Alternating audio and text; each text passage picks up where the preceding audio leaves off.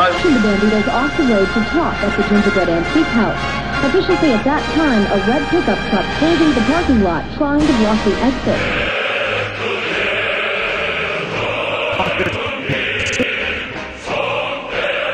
To your former statement. I will revert to my statement.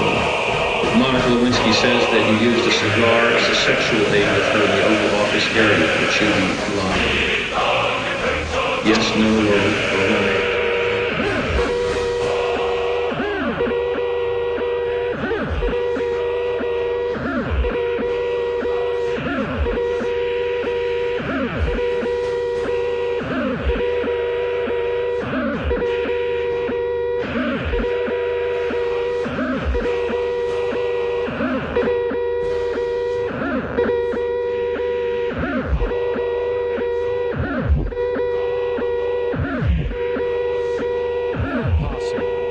Life will never again be this large.